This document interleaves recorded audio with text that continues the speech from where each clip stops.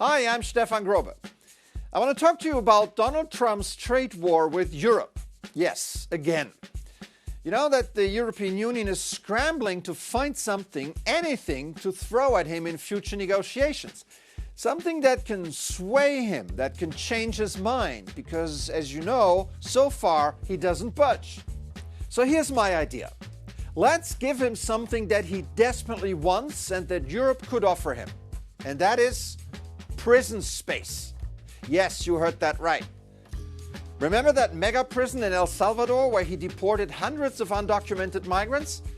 Now that prison is becoming too small for Trump's vision because he wants to incarcerate US criminals there as well. Really, really bad people, as he told the Salvadorian president. So, domestic criminals in foreign jails, is that even legally possible? Well, we're looking into that, Trump said. Apparently, that legal research hasn't brought any clear answer yet because Trump was then looking at rebuilding Alcatraz. Remember Alcatraz? Burt Lancaster? Clint Eastwood? Yes, that famous prison island in San Francisco Bay. In other words, he needs more prison space, and here's where the EU comes in. Because if it's island prisons Trump is looking for, Europe has plenty to offer. I know of 3. Let's start with the Chateau d'If off the coast of Marseille. You know the Count of Monte Cristo and all that? It would need some serious patching up, but it's pretty safe. And Trump would need to deal with his pal Emmanuel Macron and not with Brussels bureaucrats or the obnoxious Germans. Then there is Devil's Island, also French, but off the coast of French Guiana in South America, closer to Trump.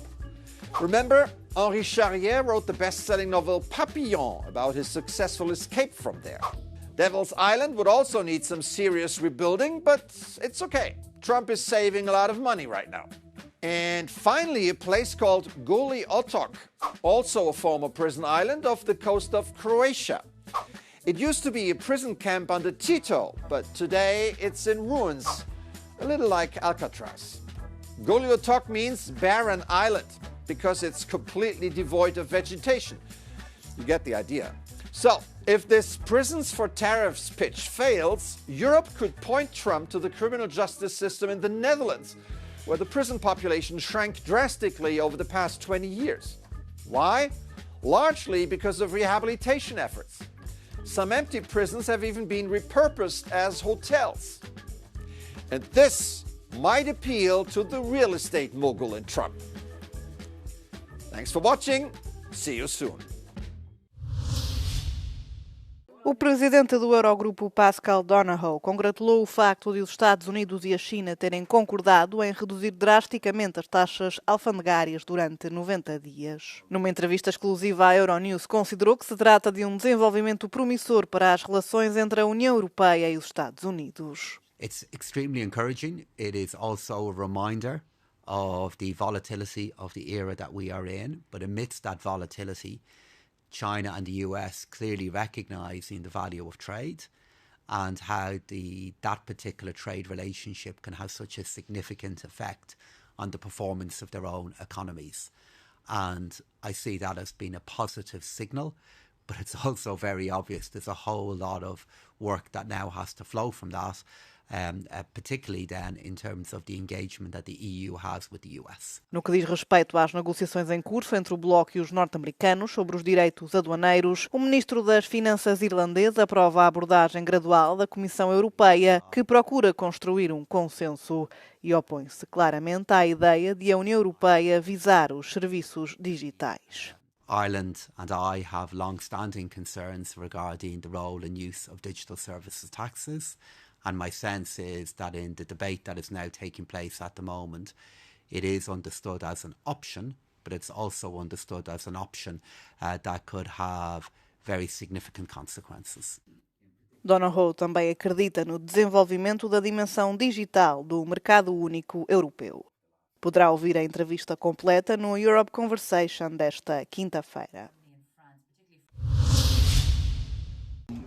A Polónia acusou a Rússia de estar por trás de um ataque incendiário que destruiu um centro comercial em Varsóvia em maio do ano passado. O ministro dos Negócios Estrangeiros polaco, Radosław Sikorski, disse que foram encontradas provas do envolvimento russo, ordenando o encerramento do consulado do país em Cracóvia. This was a huge fire of a shopping mall in Warsaw in which just by sheer luck nobody was hurt. This is completely unacceptable. The Russian consulate will have to leave. They'll have one more, and if these attacks continue, we'll take further action. O centro comercial visado albergava cerca de 1.400 lojas, muitas das quais geridas pela comunidade vietnamita de Varsóvia. O Ministério dos Negócios Estrangeiros da Rússia disse que haveria uma resposta adequada ao encerramento do consulado. Sikorski já tinha ordenado o encerramento do consulado em Poznan no ano passado, em resposta a atos de sabotagem que atribuiu a Moscovo. Atualmente resta apenas um consulado russo na Polónia, na cidade de Gdansk. O grupo militante curdo PKK, Partido dos Trabalhadores do Kurdistão, anunciou que se vai dissolver e desarmar. A decisão surge no sentido de pôr termo a um conflito armado de 4 décadas com a Turquia. O ministro da Justiça turco já reagiu e referiu que este é um momento de viragem para o país, que continuará assim o caminho que tem percorrido para se livrar do flagelo do terrorismo. O grupo considera que completou a sua missão histórica, alegando ter sido bem sucedido na contestação das políticas que procuravam suprimir os direitos dos curdos. O líder e fundador do PKK, Abdullah Öcalan, está a cumprir prisão perpétua desde 1999, mas continua a ter muita influência sobre os militantes e em fevereiro já tinha encorajado o grupo a reunir-se para decidir formalmente a sua dissolução. Em março o grupo já tinha apelado a um cessar-fogo, mas impôs determinadas condições, nomeadamente a criação de um quadro jurídico para as negociações da paz. O PKK tem sido considerada uma organização terrorista pela União Europeia, pelos Estados Unidos e pela Turquia. Foi com uma enorme salva de palmas que o Papa Leão XIV foi recebido pelos meios de comunicação de todo o mundo na segunda-feira de manhã, num encontro que ficou marcado pelo seu apelo à libertação dos jornalistas presos. O Papa começou por agradecer o trabalho destes profissionais nas últimas semanas e destacou a importância da comunicação ao serviço da verdade. Permettetemi allora di ribadire oggi la solidarietà della Chiesa ai giornalisti incarcerati per aver cercato a raccontare la verità.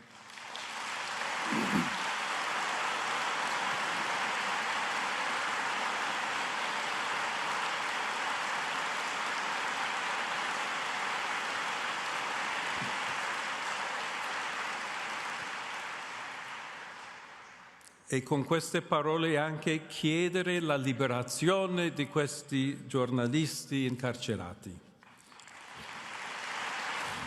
O Papa renovou depois o apelo feito pelo Papa Francisco de se adotar uma comunicação livre de qualquer preconceito, fanatismo ou ódio. Viviamo tempi difficili da percorrere e da raccontare, che rappresentano una sfida per tutti noi e che non dobbiamo fuggire. Al contrario, essi chiedono a ciascuno, nei nostri diversi ruoli e servizi, di non cedere mai alla mediocrità. La Chiesa deve accettare la sfida del tempo e allo stesso modo non possono esistere una comunicazione, un giornalismo fuori dal tempo e dalla storia. Depois do seu discurso, o Papa Leão XIV falou brevemente com os representantes dos meios de comunicação social e quem ouviu diz que até trocou algumas piadas. Os deputados franceses reabriram o debate sobre a eutanásia, uma das questões mais polémicas do país. Começaram a ser analisados 2 projetos de lei, um para reforçar os cuidados paliativos, o outro para legalizar a morte assistida de adultos com doenças incuráveis, avançadas ou terminais. Na segunda proposta está em causa o acesso a uma substância letal em condições rigorosas, ou seja, o paciente deve ser capaz de expressar de forma clara um desejo informado de pôr termo à vida. Que veut dire vivre quand vivre n'est plus que souffrir sans espoir de guérison? Cette question, nous ne devons pas l'occulter. Au contraire, nous devons l'aborder avec respect et humilité. Le respect d'écouter les malades et de ne pas s'arroger le pouvoir de décider por eux-mêmes. O projeto de lei sobre a eutanásia é apoiado pelos deputados pró-Macron e por grande parte da esquerda, mas enfrenta uma forte resistência da direita que coloca o foco nos cuidados paliativos. Aucun pays n'est allé aussi loin, à la fois dans l'ouverture, le caractère expéditif, la faiblesse du contrôle, la pression que cela mettra sur les plus vulnérables. Ce qu'il fallait aux soignants et aux malades, c'était du temps pour soigner, soulager, accompagner. A oposição ao projeto de lei também se fez ouvir fora do Parlamento. Centenas juntaram-se para pedir que os mais vulneráveis sejam apoiados. Acusaram o governo de ignorar a crise dos cuidados paliativos em França.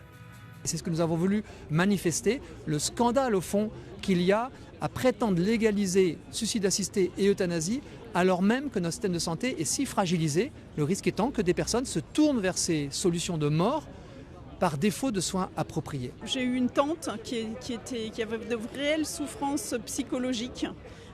Du coup, elle n'arrivait plus à vivre toute seule, elle est allée dans l'EHPAD et il n'y avait personne. Le médecin généraliste venait une fois tous les 2 mois et il n'y avait personne pour soulager ses souffrances psychologiques. Du coup, elle a tenté de se suicider. Je ne veux pas d'une société où on abandonne ces personnes. Je voudrais vraiment que qu'un psychiatre puisse l'aider à sortir de son mal-être. A votação está prevista para o final de maio. Não foi imposta disciplina de voto, o que significa que contarão as convicções de cada deputado.